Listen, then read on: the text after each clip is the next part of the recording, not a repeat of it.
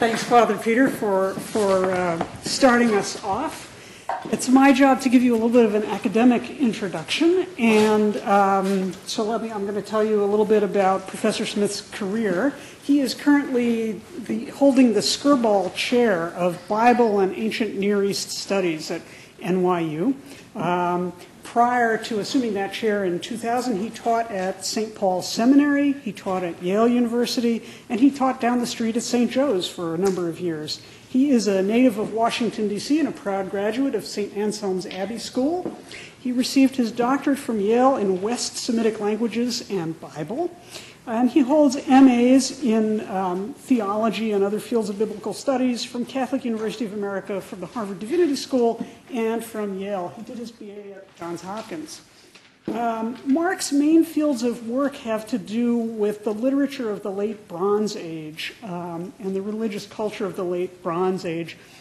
One of his main languages is Ugaritic, which is one of those West Semitic languages Bible scholars need to know. He is also writing a lot about the Hebrew Bible, or call it the Old Testament, if you will, and the religion of ancient Israel. Mark is the author of over 80 articles. This is scholarship. And he is the author of 12 books and 4 co-authored books. And he has a lot of training in historical criticism and philology and linguistics. He actually edited 4 of the Dead Sea Scroll manuscripts to produce those critical editions. Let me give you some titles of his recent books. In 2001, he published a book called The Origins of Biblical Monotheism, Israel's Polytheistic Background and Ugaritic Texts, which looks at Hebrew Bible stories and language against the backdrop of contemporaneous cultures in the ancient world. He published in 2004 a book called The Memoirs of God, History, Memory, and the Experience of God in Ancient Israel. His latest 2 books are called first, God in Translation, Deities in Cross-Cultural Discourse in the Biblical World, and most recently, The Priestly Vision of Genesis 1, which is in large part his topic today. He's an extremely active and generous scholar. He's currently president of the Catholic Biblical Association. He's won a lot of awards in the field, most recently the Frank Moore Cross Award from the Albright Institute in Jerusalem. And he's been a visiting professor. He's had 6 different positions, for example, in Jerusalem at the Hebrew University, in Rome at the Pontifical Biblical Institute, and in Madrid. So he gets around. So it's a particular delight to have such a prominent and internationally known scholar. And I will leave you also with the fact that he's a 2-time winner of the Golden Dozen Teaching Award at NYU. So I'm sure we can look forward to a terrific talk called The Vision of Reality in Genesis 1. Mark Smith.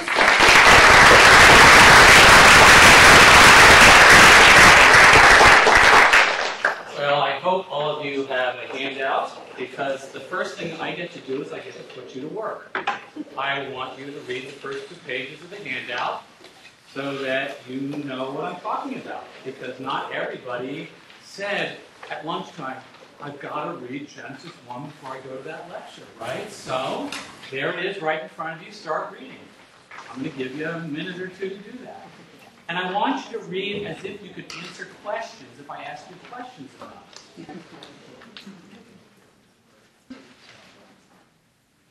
See, this is like really the easy part for me. I love it.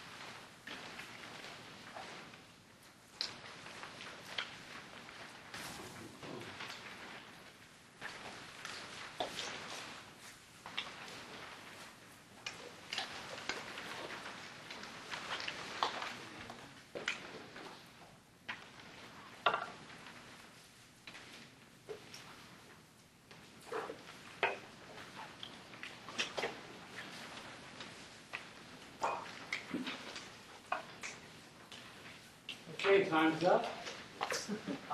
And before I begin, I would like to invite the two of you in the back to actually sit down, because if you think it's hard to get through a whole hour sitting down, it'll be even harder to stand. Come on down. Come on. Please. I know you love it. There's one back there. You don't even have to come to the front. Okay. We tend to think of Genesis 1 as, well, obviously, it's the beginning of the Bible. And we think of it as part of this long, dramatic, well, to hear something, I'm reminded of something I heard not so long ago, sort of a Steven Spielberg sort of narrative unfolding, right? And that's all exactly right. My interest today with you is to try to unpack how does this text come to this effect, not simply for us, but for the people who wrote this passage and received it and heard it. How did they hear what was being said? What is it that they're really hearing in all of this? We read what looks like to us as the beginning of a what? I mean, if you had to characterize what is Genesis 1 as you know, a chapter of literature? It's not a poem. It's not in itself a bill of Congress thing. What is this? I mean, in one word, it's part of the beginning of a story. That's right, and that's crucial to understanding what this is about. But when we think about what a story is, we implicitly rule out certain things that it isn't. If I look at this, and I'm a 21st century person, take a handout before you sit down, would you? Thank you. There are a lot of seats down here. All right? Got your name on it right here. It's an endowed chair for you. Okay. If we read this, well, if it's a story or a narrative, I mean, think about some of the courses that you're in. It doesn't look like philosophy. It doesn't look like a handbook. It doesn't look like a lot of things. But imagine if you belong to a culture where they didn't have philosophy tractates or treatises, where they didn't have handbooks of the kind that we're talking about. They didn't have catechisms. They didn't write catechisms the way we have catechisms. So what's the point? My point, first of all, is to ask you to think about Genesis 1 as almost a philosophical endeavor to ask and to answer, in a sense, what is the nature of reality? It is, in a sense, almost a kind of piece of philosophy in narrative form. And not only is it a piece of philosophy, it's a piece of philosophy that's trying to answer what was, in their time, the big questions. And the big question is, what is it all about? What does all this mean? What does God mean today in our lives today? Not just some beginning of a big story. It's all of those things. But it's also trying to help people understand, by going back to the beginning, in a sense, they're talking about their present. It's not simply a description of the past. It's trying to give a prescription for dealing with crisis in their present. And that's sort of a précis of what I want you to get out of our reading of Genesis 1 today. And I'm going to try to unpack that by going through this handout with you, rather than reading a lecture at you. Okay? So you have to go with me on the handout. So let's start by backing up to page 3. We're going down to page 3 at the top. Okay?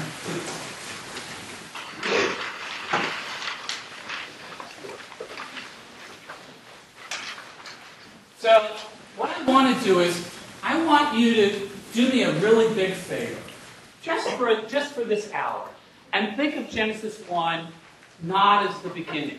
It's the beginning of the story, but we tend to think of, because it's the beginning of this particular story, it's the beginning of everything, right? It goes back to the very first moment of recorded time, as it were.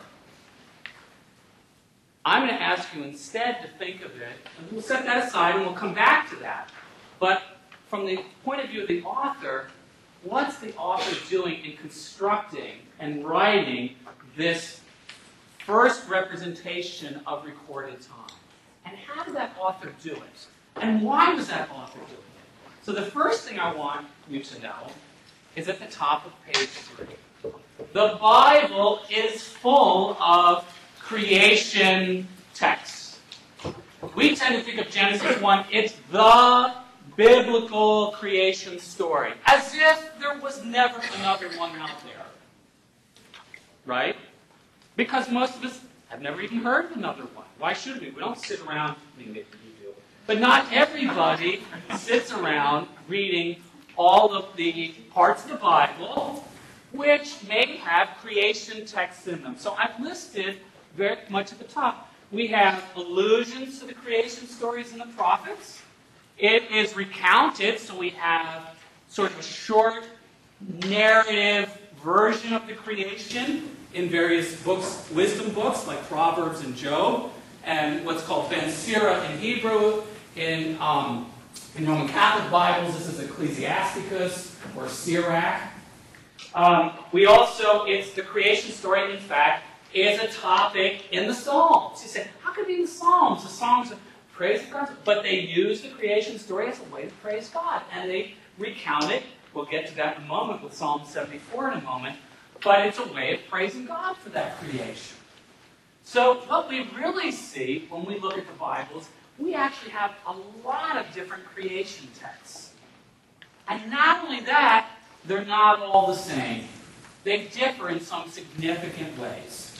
And I was trying to think of a way, how do I group together those different ways? And I did it according to 3 models. And those 3 models follow as number 2 on page 3.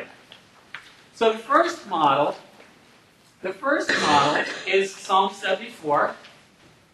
And this is an idea that creation, the scene of creation is like a battlefield. God is a warrior. God is a kingly warrior who goes out to battle.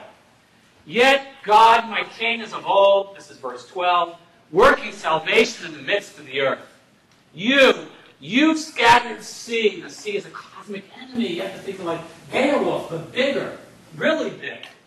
You scattered sea by your might, and you smashed the heads of the tiny neem on the waters.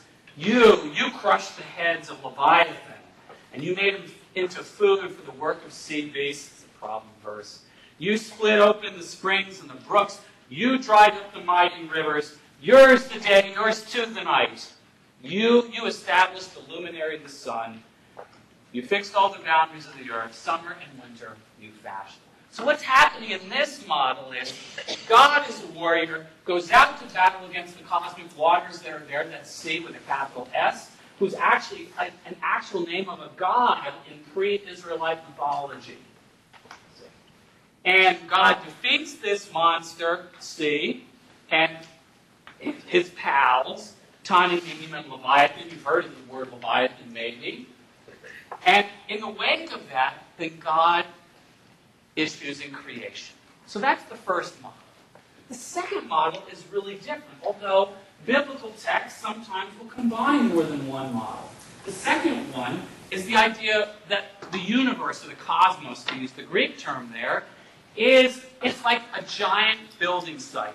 When they start building a big site, it looks like a dump when they start. And that's the way the world looks before God gets to it. And God creates the universe. It's like a big building. And the idea is that when they say creation is made with wisdom, it's not only wisdom in a spiritualized sense, but also, it's also, I'm not saying it's not that, it's that also, but it's also in the sense of wisdom of knowing how to do things well. That God is this builder, architect. He can see the problems of how to make things. And Psalm 104, which is my example here, is saying God made creation with wisdom.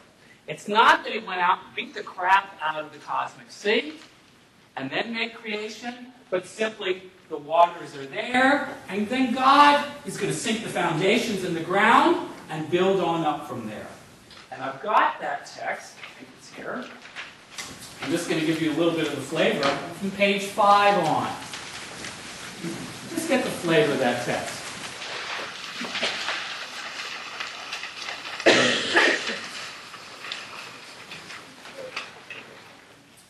So this is a wonderful psalm. It's one of my most favorite psalms. Bless the Lord, O my soul.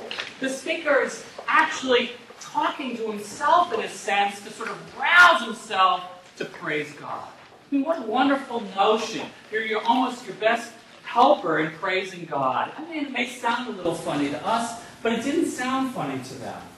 O Lord my God, you are so great. In splendor and majesty you arose, wrapped in light like a robe. So God is coming in splendor light.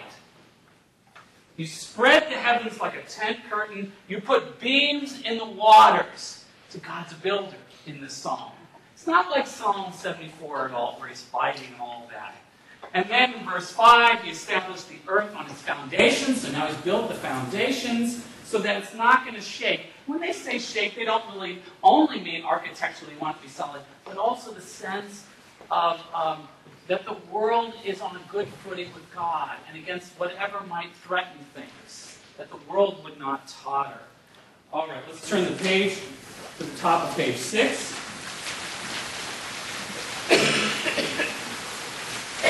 So the top of page 6, you have verse 8 there. God made the site that you established for them. So basically, we have a picture of the universe as a giant, we might say, house, or a kind of a place that God has made as a builder, and then everything inside is safe to work well. And take the waters that are at the beginning, and if you were to read through this whole psalm, the waters recur all over again, over and over and over again. That's a really smart builder. Why? He took those waters, which in Psalm 74 are the enemy, and he transforms those threatening waters into the source of life for everything in the world. So you get in verse 10, you are the one who makes springs gush in torrents. Verse 11, they, that is the waters, give drink for every beast of the field. And then you can go down to verses 24, 25 about the sea. It's great and vast there with creatures. The sea then is from these cosmic waters. So God makes all this great possibilities of life out of what was, in fact, threatening at the beginning of creation. God is built creation with wisdom. A wonderful, wonderful design. Now let's go back to page 3. What's the third model? Now the third model on page 3, down toward the bottom of the page, is that the universe, the cosmos, it's also a building, but it's a special kind of building. It's a building that is like a sanctuary. It's a holy space. And God in the first model, God is this warrior king. In the second model, he's the wise and sage architect. That's the one you want to have build the next building on Villanova's campus. Cost you something? I don't know. The price on that? Let's talk to the office involved with that. In the third model, God makes the universe like a sanctuary.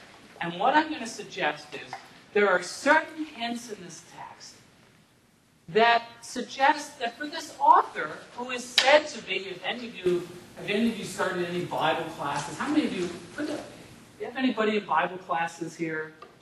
1, 2, 3, I see it. This is really going to work well for me. Is that all Bible scholars say that, and I want you to write this down because I don't have it on the handout, is that almost all Bible scholars, with really good reason, say, is that every Bible scholar says the author of this text was a priestly author.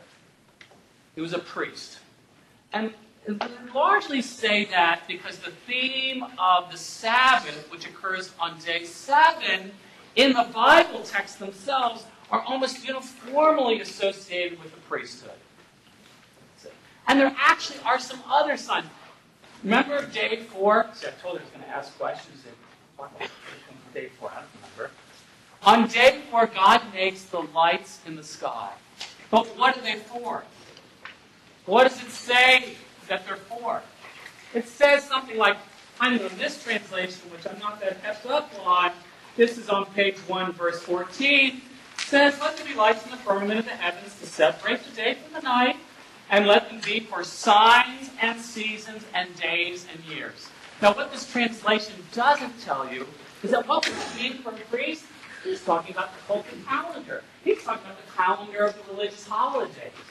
If you look at most creation texts in the ancient world, Israelite or otherwise, they talk about the sun and the moon in creation. We just saw the sun mentioned in Psalm 74. But this is the only one that I can think of off the top of my head that actually talks about signs for the seasons and the days, and they have in mind specifically signs as a priestly term for watching for the religious holiday calendar. So we've got two indications of this kind of priestly background. Well, what's the implication of that? The implication is, who's God? God is more, not so much only a king. Okay, surely the priestly writer would have thought of God as king of the universe, no doubt about it. And could even, because he's building a building, would have thought of God even as a wise builder. But God is no ordinary building. This is a holy place. God's a holy builder. And in fact, in some sense, God himself is being represented as a priestly figure, which almost everyone who interprets this passage misses. It's amazing to me, because priests do certain things that most people, some people do, but there are two verbs in this passage, in this text, which are only in a priestly creation context in the whole Bible. The first one, let's go back to the beginning on page 1. Most times when you think of creation, you say, God made this, and God made that, and God made this other thing, etc., right? But what are the other verbs of creation in this story? Separates. There's no other creation story in the Bible of separation from this and that. And in fact, this verb to separate, where is it used the most in the Bible? When priests in the book you read all the time, Leviticus. Don't you love Leviticus? I do, actually.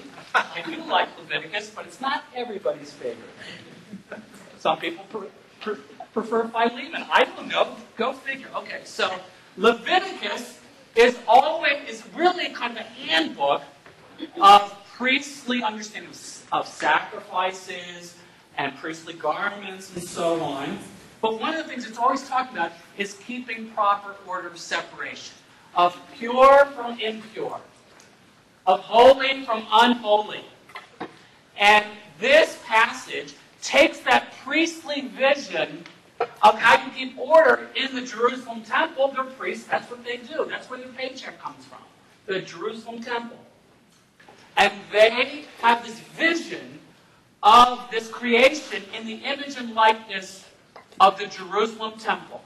And God is the one doing that separation between holy and unholy. In this case, it's really, you'll notice they move from one element to the other so that you keep darkness is separated from light. But it's a recurring motif all throughout this passage. There's one other verb in here, which I don't know if I did highlight, but it's not a verb that's in most, I don't know if it's in any other creation story per se in the Bible. Did you get a handout? Cool. So, that verb, if you look through there, is there any other verb that's sort of, what are the things that God does in here that you might not expect in a creation story? I know, this is like a reach on my part. I know, why is he asking? Why didn't they just tell us? Who told it? So what do you think? What verb in here that isn't really what you might expect in a creation story? Bingo! You're a winner! You bless! Now, think about it. Who does blessing for a living in ancient Israel? Yivarecha Adonai v'yishmerecha. May the Lord bless you and keep you. Remember this in Mass, the sort of the blessing after communion, but before we all sing the recessional. Is sometimes there's an option to do this kind of priestly blessing. May the Lord bless you and keep you. May He make His face to shine upon you. That's called the priestly blessing. In that other favorite book of yours, Numbers, I do love that. Numbers chapter 6, verses 24 to 26 is the priestly blessing. Priests are the ones who do blessing for a living. And the vision here is that God has built the sanctuary for us to be in it.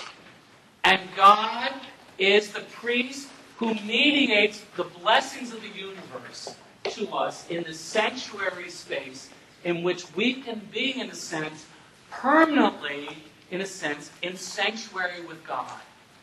No matter what happens, in a sense, that's always possible for the author of Genesis 1.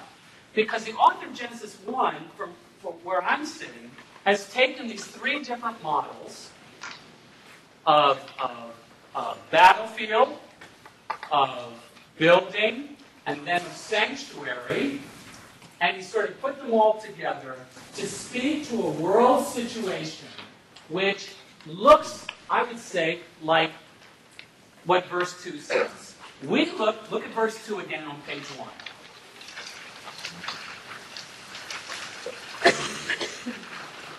Now, we think of this as this description of this ancient past. But what if you're an author sitting in the 6th century in Jerusalem and the Jerusalem temple's just been destroyed? Which is what the sort of date that most biblical scholars put on Genesis 1.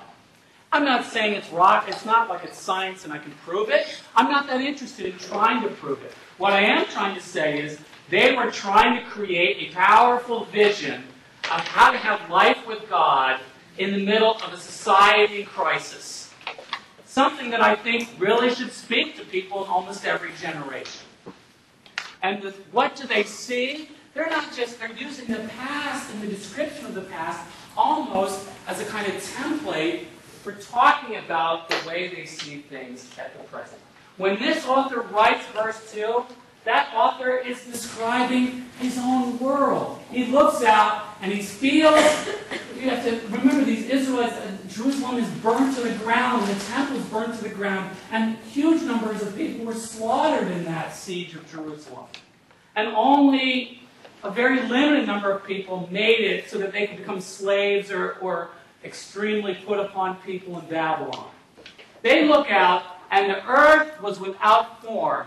And it was void. And there was darkness. We would say there's darkness in our world today. And that's what he's saying. But he's also saying there's this dramatic point. That the Spirit of God still somehow is hovering over this whole thing. This whole mess. In a sense, our uncreated world.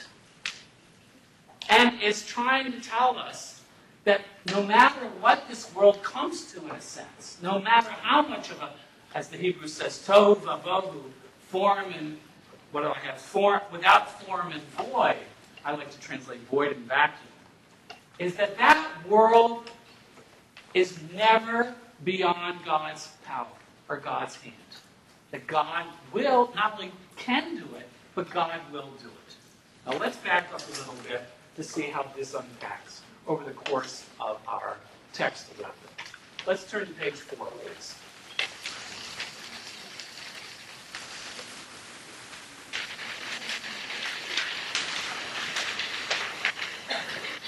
Now, a lot of people get to stumble over the translation of the first verse.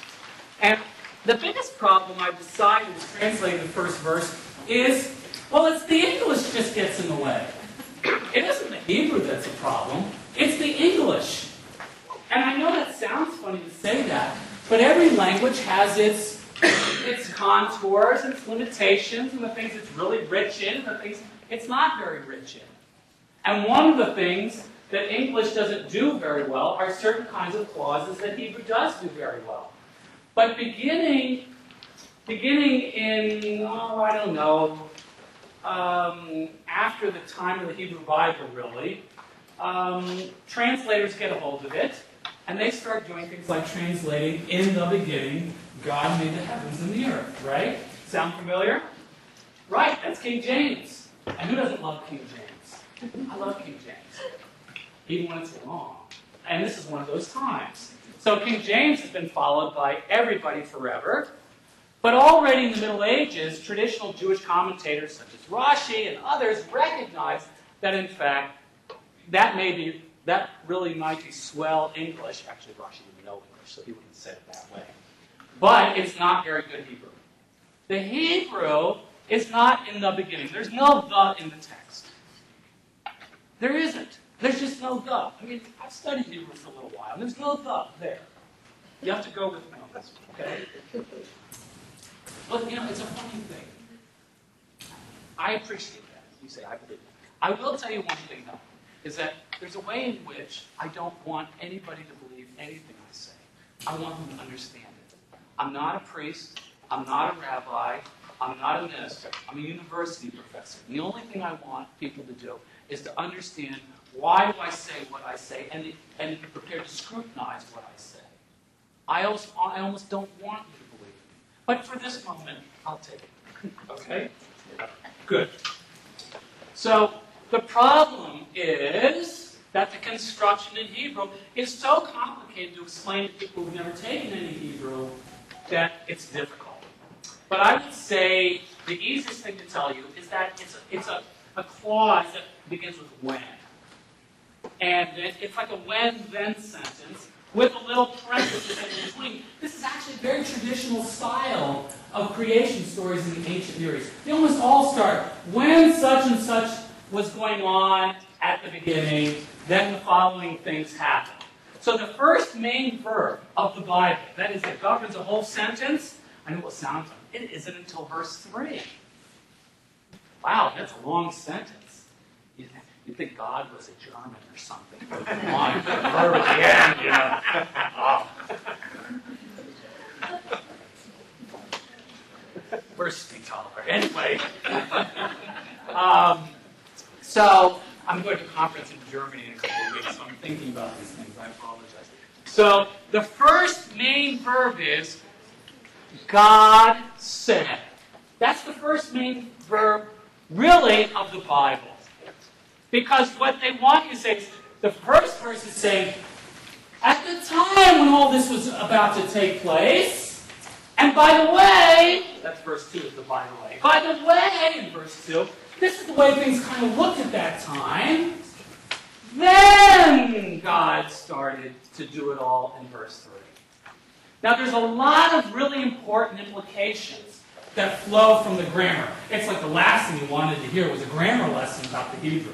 But it's important because the first thing it tells us is that whatever our issues are in interpreting Genesis 1 and talking in our, especially in our broader cultures, is that Genesis 1 is not about the absolute beginning of everything. We sort of operate, and this was a view already expressed in the book of Maccabees, that this was creation from nothing. But if you ask what the author thought, he thought that God created from nothing? No way. Because in verse 2, what's there before God creates? The waters are there. It's formless and void, not in the sense that there's no there. There is something there. But it's formless and void in terms of all those things that go into the creation that are for people in the way that they live their lives and benefit from God's blessing. There's no there of life at the beginning, but there's waters. And everything sort of emerges from the waters and from the darkness. So Genesis 1 is not, in a sense, it's been poorly cast by a modern religious situation, especially in this country, about fighting over, the absolute beginning of time in a whole science-religion debate. I don't think the author of this text would have even understood what that debate was about today. They wouldn't have had a clue as to what that meant. And what goes with it is then we also don't have creation from nothing. The most important thing to realize is actually the thing that no one ever talks about. But they should talk about it because we're told at the beginning of John's Gospel what the author of Genesis 1 has built into this text. And that is the most important thing that God did. What did God actually, how did God make on day one? Look at the text. Making on day one. Making on day one. Well, first of all, what's supposedly made on day one? What's made on day one? Light. Okay. So how does God make the light? Does it kind of like pulls it out, puts it together, or it just says, and God made the light? He speaks the light into existence. And what John's Gospel gets at the very beginning, in John 1:1, is how does John's Gospel begin? Anybody happen to know? In the beginning was the Word, and the Word was God, and the Word was with God. Right! So it's all about the Word. And what John 1:1 is doing, in Archaeus, the Logos, in the beginning was the Word of God was first. That's really what's first. In terms of what's coming into creation, before anything is even there, is God's Word. It's not this thing and that thing and the other thing. It's God's Word. Before there's any making even. There's no verb of making when God's actually making anything until the second day. God speaks. The Word stands before everything in creation. And from that flows the divine light. The divine light comes from God's speech. God's light in the world comes from God's speech. That's what's first. If you want to talk about what's first in creation, it's God's speech. That's Psalm 33. By His word He made the world. Verse 6. 33:6. See? That's the idea that the priestly writer understands about creation. Now why? What's so important about that? Think about it. What do you do for a living as a priest? Okay, I offer sacrifices. I give blessings to people. But there's something else that priests do in ancient Israel for people more broadly, which I kind of like as a job description of what priests do. What do they do? Why do I like it? They teach. They're teachers of Torah. They're teachers of God's law, you might say. When I say law, I don't think of it in such a legal sense, but God's teachings. And what the priestly vision then is that God's speech, which is just embodied in these very abiding word, let light be. I don't like let there be light. There's no there in the text. Let light be, and light was. Is that what God has put into the fabric of creation is God's word and all that flows from it, beginning with light. And God has put all of this into creation that can be experienced by people, no matter where they are or what the circumstances. Because as bad as the world looks, it's still somehow, because God made it so, and God can make it so, it's still, in a sense, this holy place that God has made for people to be holy stewards of, along with God in relationship. So, how does that work in terms of the way the text plays out? So you've got the light, and most people think that this is a kind of created light, that then it becomes manifest through the sun and the moon and the stars. I actually think it's God's own light. I don't think that it's a created light at all. They don't use the word to create for this light, and there are a bunch of texts that we get. Let's see, let's go to, I forget, I included so much of this, but even look at page 5 in verse 2. Down in Psalm 104. Let me go back to Psalm 104 for a minute. Is that when God appears at the beginning of creation, Psalm 104, God, as it were, is wrapped in light like a robe. It's what the technical term for this idea is a theophany, which is literally a divine appearance. God puts in a divine appearance, and creation flows out of that. The difference is between Psalm 104 and Genesis 1 is that God doesn't just show up this once and do it. God puts that light with the fourth day, with the sun and the moon. There's one thing I want you to write down. I'm not going to tell you, I'm not going to play it all out right now, but you can test it yourself. Is that I want you to write in a column on the left-hand side, day 1, day 2, day 3. Write that down real fast. Because I don't have a lot of time. I'm not sitting around. I've got like 3 minutes. Day 1, day 2, day 3 in the left-hand column. And then on the right-hand column, day 4, day 5, day 6. So that 1 and 4 correspond. 2 and 5 correspond. 3 and 6 correspond. 7 is an extra of blessing on the 7th day, in resting. And that's like the after creation, just like in a sense verses 1 and 2 are like a pre-creation. It kind of balances out. Now, why do I say, why I make you write this down, Colin? Is because the things on the 2 sets of days, 1, 2, 3 on one side, 4, 5, 6 on the other side, they correspond. The world has an order. It has a structure. And the creation or the appearance of light in day 1 corresponds to the light on day 4. And if you go through the rest of the days, you'll see the same balance. Because priests love order.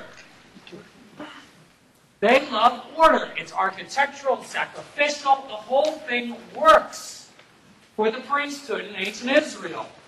It's a kind of order. So what does that mean in terms of this beautiful order? The world is a beautiful place with a beautiful order, and it's a good order. God sees it all, and it is very good at the end of creation. So how does that work? God puts the light in the world that everyone can experience every day. This is a wildly, I would say, very good, optimistic vision of a world that looks like the opposite of the way life looked in the 6th century, in which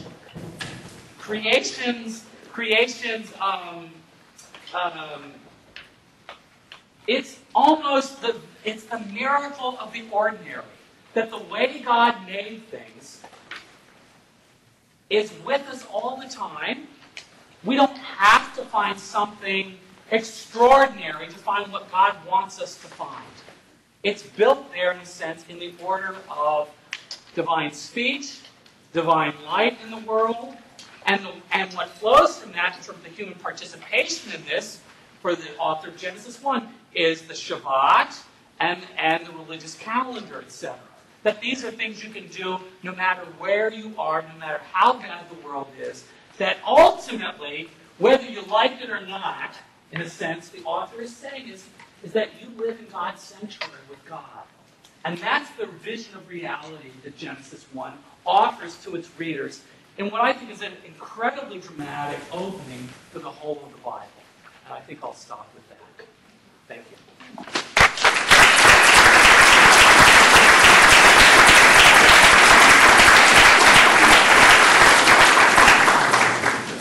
We have time for some questions. I think we have time for questions. Any questions? Or did I just convince you?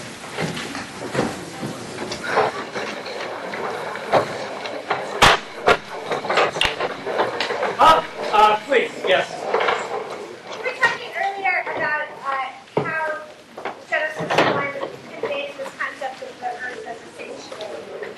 And I've actually been talking about that with my students and wondering, my things in Buddhism, so I should be able to answer this, but I can't. Wondering why that concept doesn't seem to have permeated Christianity very thoroughly. It seems to be something being explored in recent scholarship as a new idea. Obviously, it's not in the Genesis 1. I'm wondering if you're familiar with that. It's interesting. This is actually an old idea. In a sense, it's also in Philo of Alexandria. It's very popular in the Greco-Roman period. The whole notion that the universe is this earthly thing matches the heavenly reality. It sort of does and doesn't make it into later thinking. I couldn't tell you why it doesn't go much further than that, though. I'm not familiar enough with, say, medieval sources to know why it doesn't play out more. You have a question? Could you talk a little bit about the significance of the creation of man and woman? Sure can. Sure can. So this is in verses. Go back to page 2. I think it's at the top of page 2. You always want to have the text in front. It's the middle. So the first thing you see is in verse 27 there. I've laid it out as if it's a poetic triplet of lines. It's very common in Hebrew poetry. I actually think verse 2 is also a poetic thing. And what they're saying there is when you stick poetry in the middle of prose, they're saying, I want your attention. I want you to know how special this is.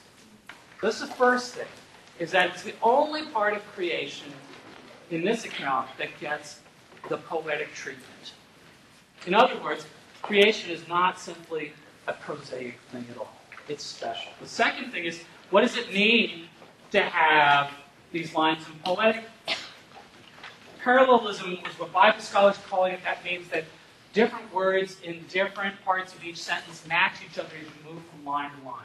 Put your hand out. Look at that thing. Right there. So what you've got... then is you've got these 3 lines. And God's the subject. Let's look at each one. Let's look at the subject of each one. Let's look at the verb in each one. Let's look at the direct object in each one. And then let's look at the prepositional phrase in each one. And what's going on that's so special about it. So in the first one, let's look at the first line. In the first line, God is the subject of each one, and created is the same verb in each one. And this verb for create, by the way, bara, is the verb of making that only God gets. So the one thing they're telling you is that this is not like humans making things. There's a different verb for that. And they use that too, but they're not using it for the human person. When God makes the human person, it's somewhat distinguished by the choice of verb. Now, the object in each one. The first one, I've got the translation man. I actually don't like this translation, but I lifted this off the web. It was legal, as opposed to, taking something that would be illegal, so I didn't want to do that. The actual translation is, and I want you to write it down. I want you to take that appendage of God. Instead, I want you to write the human. The human. It's got the definite article, Adam. It's the human. So the human is in parallelism. Then the next line, the direct object, is him. But the third line tells you that him is a them. The him is a them. Oh, okay, so what's going on with that? Well, to understand it, we've got to go to the prepositional phrases. The first one is what everybody's heard of, image and likeness. In his image. So God creates the human in his image. Now, and then the second line is, and then it says, in the image of God, he created male and female. So the first thing we learn is that when they say the human, they don't mean man or in the limited sense of male. They mean the human person in the fullness of male and female. And that's really critically important. Write that down. Male and female. Now, the other critically important thing is, what is the language of image and likeness all about? What does that mean? The terms of image and likeness in Hebrew, Selim and Demut, they're terms, I can discuss their grammar and all that, but you already had one grammar lesson, so I'm not going to give you another one. But what I am going to tell you is that the only place in which they're paired together outside the Bible is on an inscription in which the owner of this inscription is said that the statue that he makes of himself, he calls it his image and his likeness. Now, scholars have thought long and hard. Now, what is that? What's involved? First of all, it means it somehow looks like him. It somehow resembles him. But what's the nature of the resemblance? So, first of all, a statue stands in the place of the actual person. The human person stands in the world as the image of God's presence in the world. That's one of the things that's going on with this kind of language. And secondly, the things that follow from it is you have to ask, well, and how does God do it? Or in what respect does God do it? And I have to tell you, this has been a subject, this question, what does the image of likeness mean? Has been a huge discussion in the history of Christian theology. I took a whole course on the image and likeness of God in Christian tradition from Walter Burkhardt. A whole semester, and we still didn't figure that thing out. Okay. So in context, what I think it means, if I look at it closely, if I look at the verse before it and the verse after it, I get sort of two ideas of what I think is going on. So how is the human person to be in the world the way that God is in the world? From verse 26, whether I like it or not, it's not as ecologically friendly as Psalm 104, which I love. This one is telling us, let us make the human in our image, verse 26, after our likeness, and let them have dominion over, etc., etc., etc. So there's a way in which God is king, and the human person is, in a sense, has a kind, is in this world order that the priestly author has in mind, as the human person has this, in a sense, power. It doesn't mean you can do whatever you want. It's the opposite. It means because you do have this power because God gave it to you, you're responsible for it all. See? It's a terrible burden, you might say, to do right by it. See, in this vision of things. So that's the verse that precedes. Now let's look at the verse after. What does that verse suggest? The verse that comes after says, and God blessed them, and God said to them, prove or will. Be fruitful and multiply. So in a sense, part perhaps of being God's image and likeness is in a sense sort of doing what God does. Being creators in this world. Being fruitful and multiplying. And it's sort of showing God's blessing in the world. So that would be kind of the contextual hints by which I would begin to answer the question. Short question, inevitably long answer. Do you have a follow-up to that? Yeah, you want to get something? Is that okay? Do I pass? He said he wanted to take a test about all this when we were done. I want them to take it. I didn't hear that. Yes, please. You said that the first time as God created the humans, that's Adam. The second time when it says in the image of God He created him, is that also Adam?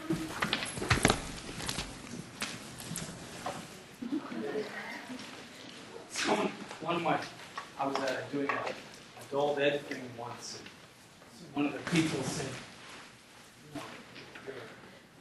you actually have to know Hebrew to be a professor of Bible? And yeah, like being a professor of French might be nice to know a little French. Okay, so let's go to your verse. Let's see, that is verse 27. The second is him. It's Oto. And Oto is referring back, that's why I translate him. So it goes back, so the first reference is Adam, the second is him, and the third is Otam, them. Really? I didn't just make it up. Well, I believe you. Oh, you don't have to. I told you not to believe me. You know Hebrew, and I know. You never know. You may someday. You may know. Yes, please. Can I go back to an earlier sequence of things? And this is in the second line, Genesis 1. Yes. And aside from reading the third part of the poetic triplet, I don't understand the significance of, and the Spirit of God, mighty wind, was moving over the face of the water. That's great. This is great. That's like I should have paid you that. Again, Okay. you do that. Okay.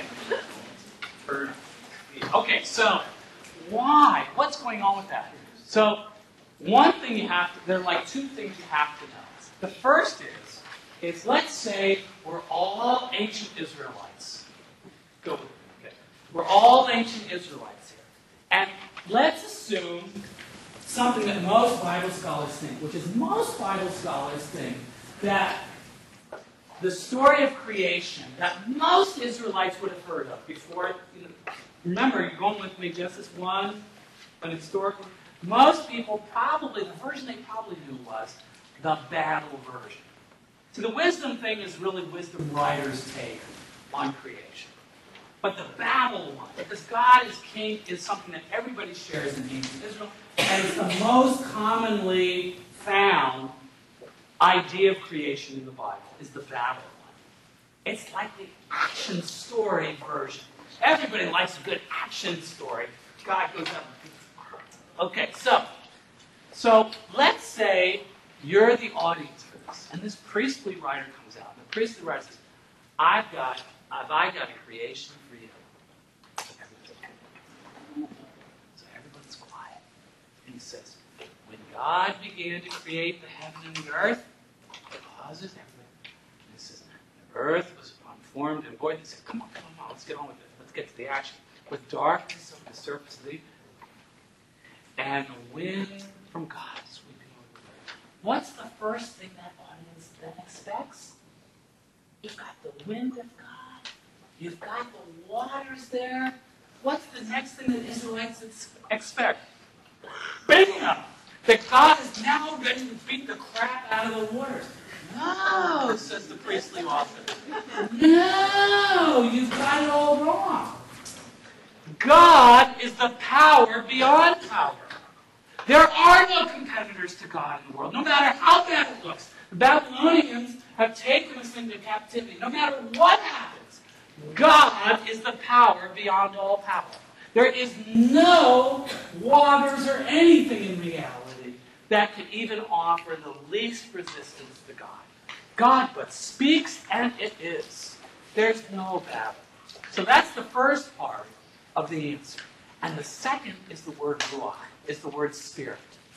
The word spirit is, in biblical terms, is an incredibly rich term that would take a long time to properly convey. It's what God puts into prophets. It's what God puts into kings, good kings. It's what God puts into all humanity. You reread now Psalm 104. It says, you put your spirit in them, they thrive. You take away the spirit from them, and they expire. It's what animates all of reality. And that's what God's put into the universe.